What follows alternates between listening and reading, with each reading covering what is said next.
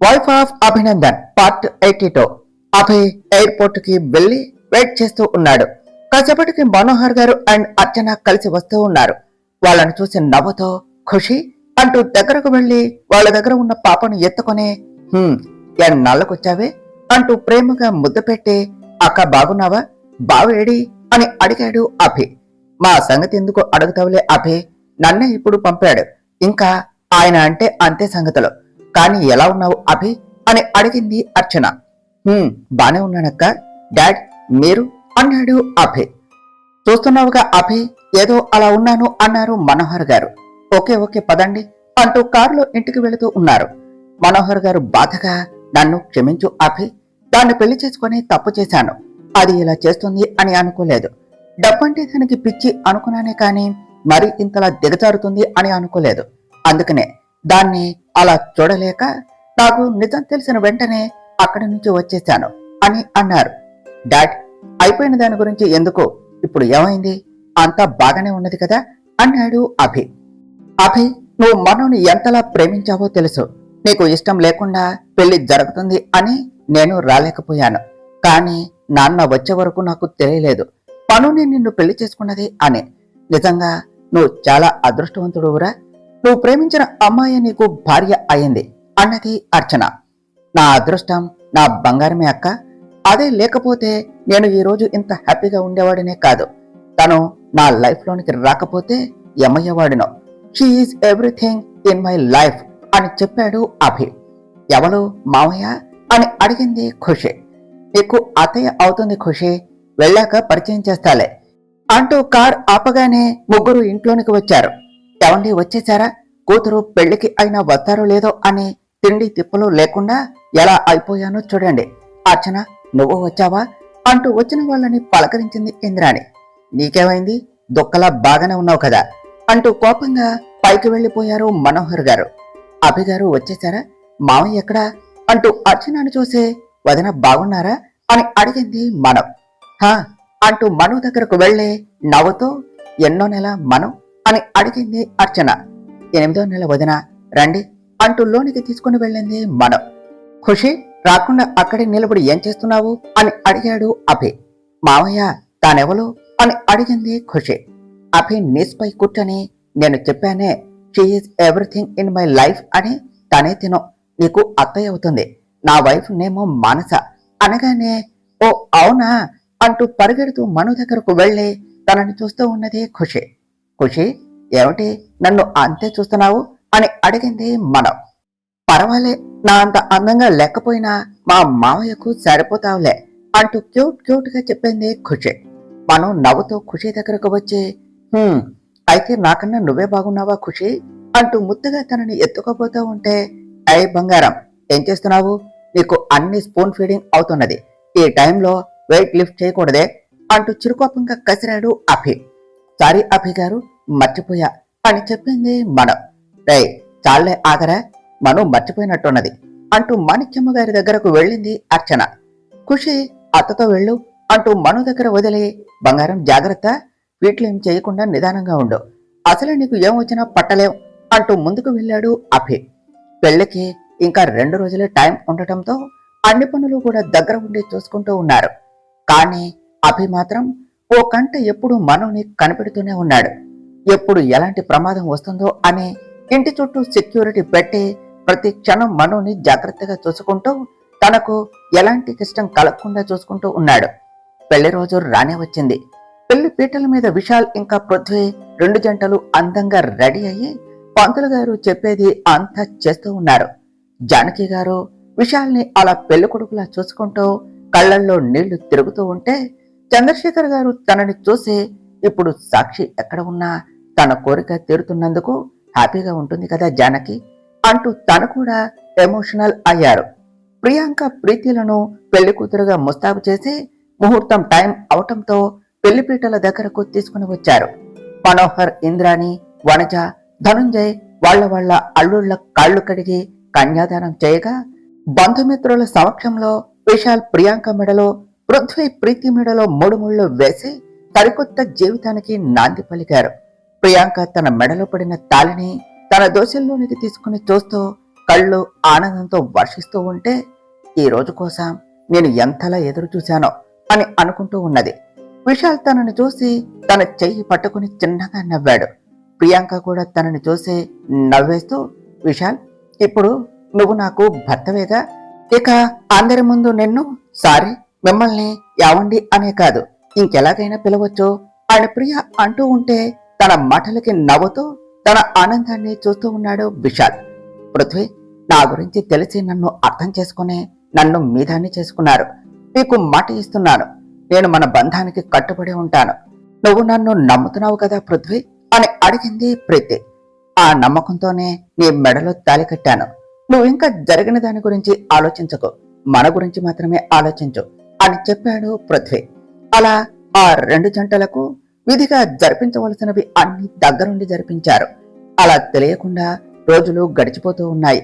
అభి మనోకి నెలలు దగ్గర పడుతూ ఉంటే ఇంకా జాగ్రత్తగా చూసుకుంటూ రోజు ఈవినింగ్ తనతో వాకింగ్ అండ్ చిన్న చిన్న ఎక్సర్సైజులు లాంటివి చేయిస్తూ జాగ్రత్తగా చూసుకుంటూ ఉన్నాడు. మనో ముందు ఎంత సంతోషంగా ఉన్నా కూడా లోపల ఎక్కడో తెలియని భయం కలుగుతూ ఉంటే అది తనకు కనిపించనీయకుండా బయట లాన్లో కూర్చొని ఏదో ఆలోచిస్తూ ఉన్నాడు అభి. ఆ సంజన సైలెంట్ గా ఉన్నది అంటే ఏదో ఒకటి ప్లాన్ చేసే ఉంటుంది. దాన్ని ఎలా పట్టుకోవాలి అని ఆలోచిస్తూ ఉంటే అభి గారు ఇక్కడ ఏం చేస్తున్నారు అంటూ మను కూడా అక్కడికి వచ్చింది. అభి తనను చూసి, బంగారం, నువ్వెందుకు వచ్చావు? పిలిస్తే నేనే వచ్చేవాడిని కదా, ఏమైనా కావాలా అని అడిగాడు అభి. ఏమీ వద్దండి, మనం కాసేపు ఇక్కడే కూర్చుందాం ప్లీజ్ అంటూ అక్కడే కూర్చొని, నాకు ఈ ప్లేస్ అంటే చాలా ఇష్టం అండి. ఒకప్పుడు మీకు దూరంగా ఉన్నప్పుడు నాకు తోడుగా ఉన్నది, ఇప్పుడు నా సంతోషాలకు సాక్షిగా ఉన్నది. అందుకనే నాకు ఎప్పుడు మీతో ఇలానే ఇక్కడే ఉండాలి అని అనిపిస్తున్నది అంటూ అభి చేతిని పట్టుకుని, అభి గారు మీరు బాగానే ఉన్నారా అని అడిగింది మన. నాకేమైంది బంగారం, అయినా నువ్వెందుకు అలా అడుగుతున్నావు అన్నాడు అభి. ఏమో తెలియదు అభి గారు, మీరు పైకి నవ్వుతూ ఉన్నా ఎందుకో మీరు బాధపడుతున్నారు అని అనిపిస్తున్నది. నిజంగానే మీరు బాగున్నారా అన్నది మనం. నా బంగారం నా పక్కనే ఉంటే నేను ఎందుకు బాధపడతాను? నువ్వు మన కన్నాగాడు చాలు బంగారం, నాకు బాధ అనేదే ఉండదు అంటూ మనో బంపు మీద చిన్నగా చేయి వేసి నిమురుతూ ఉన్నాడు అభి.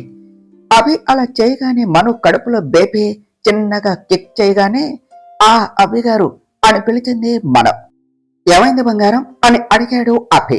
మనం అభి చేతిని పట్టుకుని బేబీ కిక్కిస్తున్న చోట చెయ్యి పెట్టి, అభి గారు చూడండి, మీరు తన గురించే మాట్లాడుతున్నారు అని మీ కొడుకు తెలిసిపోయింది అనుకుంటా, అందుకనే ఆనందంతో తెగ తన్నేస్తున్నాడు అని చెప్పింది మనం. అభి బేబీ కిక్ ని ఫీల్ అవుతూ సంతోషంగా మను బంపై కిస్ చేసి చూస్తూ, రై చెంచాగా, నా బంగారాన్ని నేను బాపు బొమ్మలాగా చూసుకుంటుంటే నువ్వు కొడతావంటరా? నా బంగారాన్ని కొట్టినా తిట్టినా ప్రేమగా ముద్దులు పెట్టినా అది నేనేరా, అందుకని నా బంగారాన్ని ఇబ్బంది పెట్టకుండా హాయిగా బొజ్జావు సరేనా అంటూ బంపై నిమురుతూ ఉంటే కిక్ ఇస్తున్న బేబీ ఇవ్వటం ఆపగానే, ఏవండి చూసారా, వీడు మీరు చెప్పింది వినగానే కిక్ ఇవ్వటం ఆపేశాడు అంటూ నవ్వుతో, ఎంతైనా వీడు నా కొడుకండి, అందుకనే ఇప్పుడే మీరు చెప్పిన మాట వింటున్నాడు, చూడండి నా బుజ్జి కన్నా అంటూ నవ్వుతూ ఉన్నది మనం. అభి మనోని చూస్తూ, అయితే నా బంగారం ప్రేమ కొట్టేయటానికి నా చెంచాగాడు ఇప్పటి నుంచే ట్రై చేస్తున్నాడా అన్నాడు అభి. మనం అభి ముక్కులాగుతూ, మరి అంతలా ఉడుక్కోకండి, నాకు మీ తర్వాతే ఎవరైనా, సరేనా, నా ప్రాణమే మీరు అని చెప్పింది మనం. హహా ఓకే బంగారం, ఇప్పటికే లేట్ అయింది పద అంటూ మనోని తీసుకుని వెళ్లే ఇద్దరూ కలిసి తినేసి పడుకోవటానికి వెళ్లిపోయారు. ఆఫీస్కు వెళ్తూ ఉన్న అభి కన్నయ్య అంటూ పిలవటంతో ఏమిటికి రాని అంటూ మాణిక్యమ్మ గారి దగ్గరకు వెళ్ళాడు. కన్నయ్య ఎక్కడికి వెళ్తున్నావు అని అడిగారు మాణిక్యమ్మ గారు. ఆఫీస్కు గ్రాని అని చెప్పాడు అభి. అదేమిటి కన్నయ్య, మనోకి డెలివరీ అయ్యే వరకు వెళ్ళను అన్నావు కదా మరి అన్నారు మాణిక్యమ్మ గారు. ఈరోజు అర్జెంటు మీటింగ్ గ్రాని, అందుకని వెళ్తున్నా, ఈవినింగ్ వచ్చేస్తాను, ఏమైనా కావాలా అని అడిగాడు అభి. హా కన్నయ్య, మనోకి 9వ నెల కూడా వెళ్ళిపోతూ ఉన్నది, పురుడికి కూడా టైము దగ్గర పడుతున్నది, అందుకని మనోకి శ్రీమంతం చెయ్యాలి కన్నయ్య అన్నారు మాణిక్యమ్మ గారు. అభి మనో వైపు చూస్తూ ఉంటే మనో కూడా చిన్నగా నవ్వుతూ ఉంటే, గ్రాని అవన్నీ నాకన్నా నీకే బాగా తెలుసు, నీకు నచ్చినట్టు చెయ్యి అని చెప్పాడు అభి. కన్నయ్య, అమ్మాయి తొలి కాన్పు మన ఇంటికి రాబోతూ ఉన్న కొత్త తరానికి ఆహ్వానం లాంటిది ఈ శ్రీమంతం. అందుకనే మనుకి శ్రీమంతం మన ఊర్లోనే చేయిద్దాం అన్నారు మాణిక్యమ్మ గారు. గ్రాని, ఈ సిచ్యువేషన్ లో మనం అంత దూరం అంటే ఇప్పుడు ఎందుకు గ్రాని, ఇక్కడే చేద్దాం, ఏం కావాలో అంతా నేను చూసుకుంటాను అని చెప్పాడు అభి.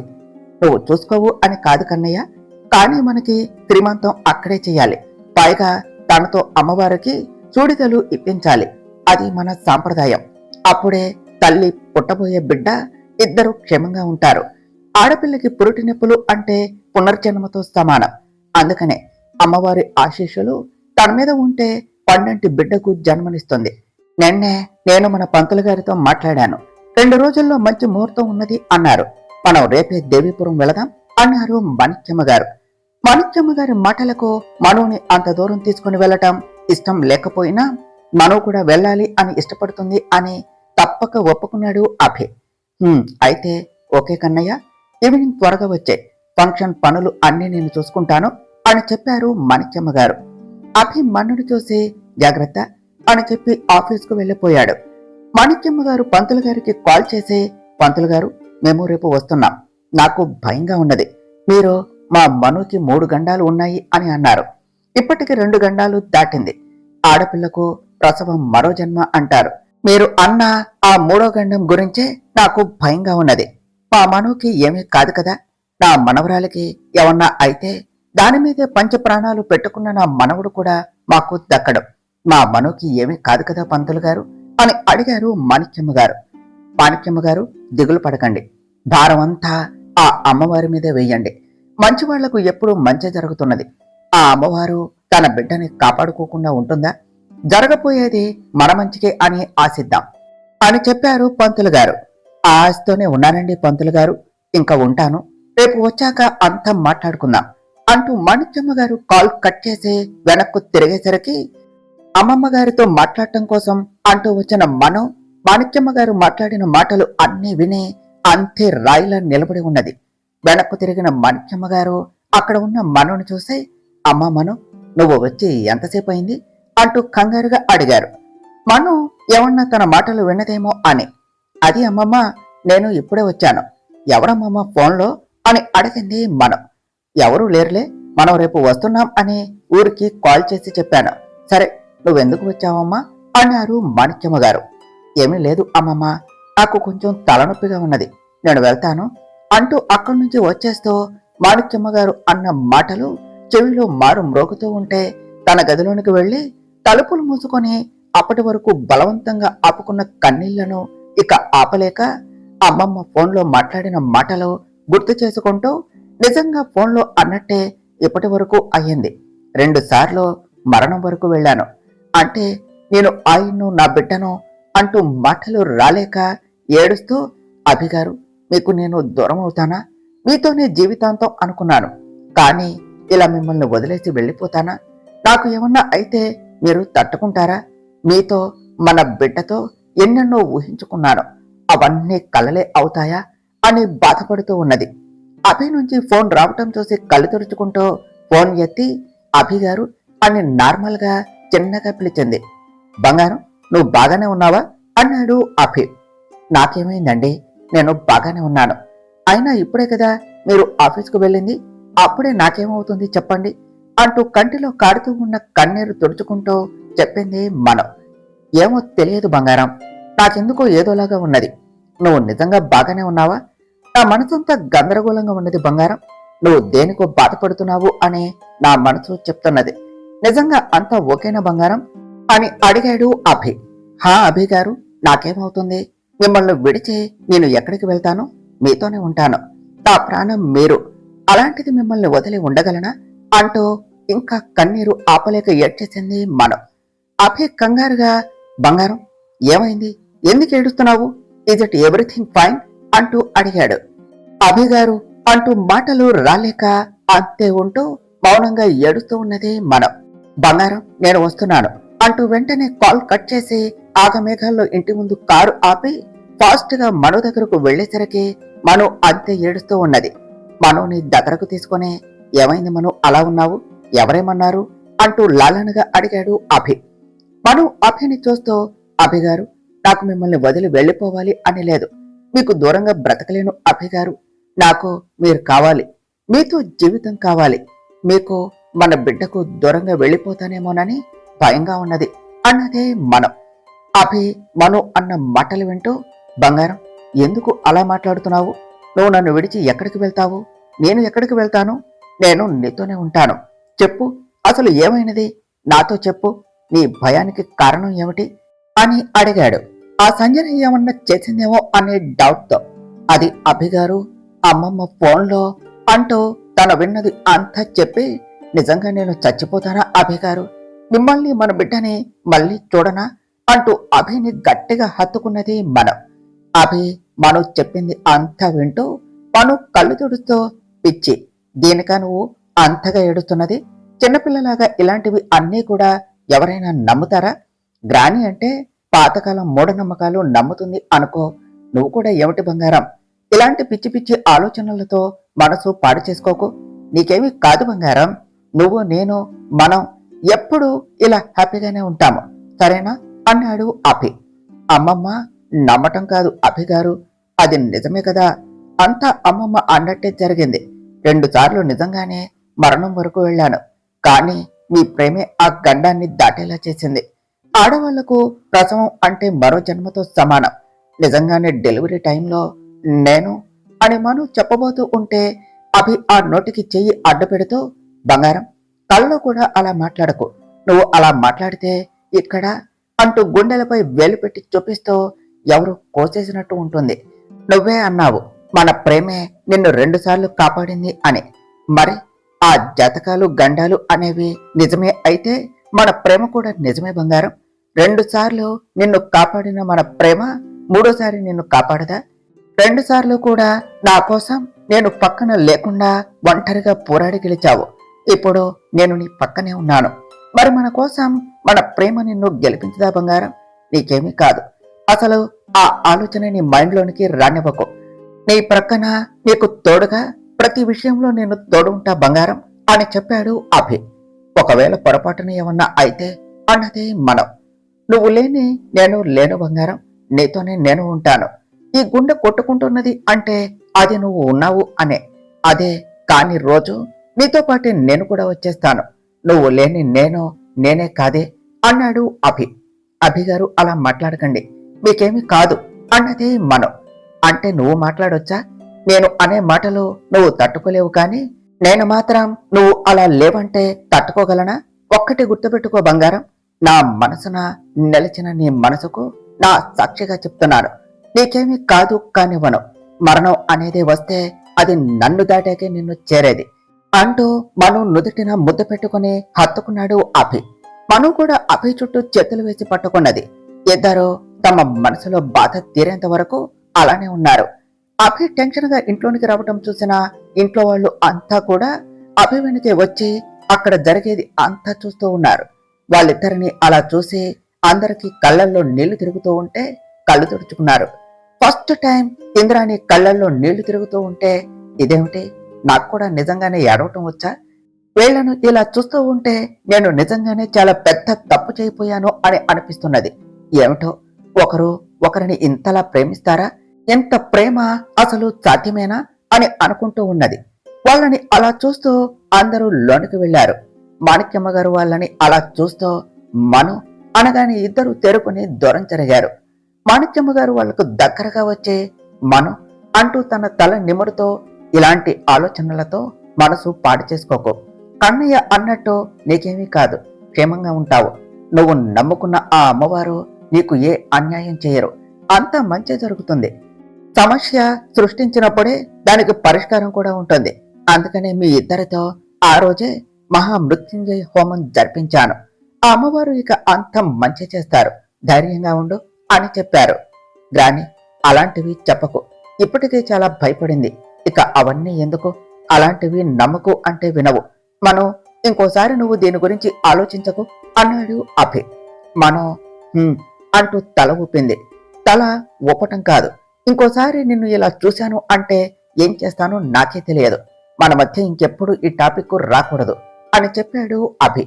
అభి మాటలకు మను కూడా కాస్త నార్మల్ అయ్యింది. గ్రాని, ఈ టైంలో మనం అక్కడి వరకు ఎందుకు, ఇక్కడే ఫంక్షన్ చేసేద్దాం అన్నాడు అభి. అభి గారు ప్లీజ్, నాకు కూడా అక్కడికి వెళ్ళాలి అని ఉన్నది. ఒకసారి అమ్మవారి గుడికి వెళితే కానీ నాకు మనశ్శాంతిగా ఉండదు అని మను అనటంతో అభి కూడా ఇక తప్పక ఒప్పుకున్నాడు. ఇక అందరూ వెళ్ళిపోయినా కూడా అభి మనుని ఒంటరిగా వదలలేక తన పక్కనే ఉండి తనని చూసుకుంటూ ఉన్నాడు.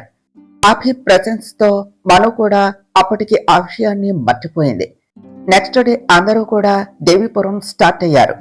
అభి మనుకి ఏం మాత్రం ఇబ్బంది కలగకుండా స్లోగా డ్రైవ్ చేస్తూ తీసుకుని వెళ్ళాడు. ఈవినింగ్ కి అభి వాళ్ళు రీచ్ అయితే మిగిలిన వాళ్ళు అప్పటికే వెళ్లిపోయి అక్కడి పనులన్నీ మాక్సిమం ఫినిష్ చేసేశారు. అప్పటికే మను బాగా నీరసంగా ఉండటంతో తనని రెస్ట్ తీసుకోవటానికి పైకి తీసుకుని వెళ్ళాడు అభి. మరో ప్రక్క అవునా, దానికి శ్రీమంతం కూడానా, అదే మంచిదిలే. అక్కడే ఉంటే పోలీసులు నిఘా అంటూ అభిని డైవర్ట్ చేయటం కుదరటం లేదు. అభి దాని పక్కన ఉండగా దాన్ని నీడ కూడా తాకలేం. అందుకే ఎలాగైనా అభిని డైవర్ట్ చేసి దాన్ని చంపేయాలి. నేను కూడా అక్కడికే వస్తున్న ధనుంజయ్ అంటూ కాల్ కట్ చేసి సంజన కూడా దేవీపురం స్టార్ట్ అయ్యింది. తర్వాత ఏమి జరిగిందో నెక్స్ట్ పార్ట్లో తెలుసుకుందాం ఫ్రెండ్స్. డియర్ ఫ్రెండ్స్, మీకు కనుక ఈ కథ నచ్చినట్లయితే మీ అభిప్రాయాలను కామెంట్ల రూపంలో తెలియచేయండి. ఈ వీడియోను లైక్ చేయండి, షేర్ చేయండి, మా ఛానల్ను సబ్స్క్రైబ్ చేసుకోండి ఫ్రెండ్స్. Thank you.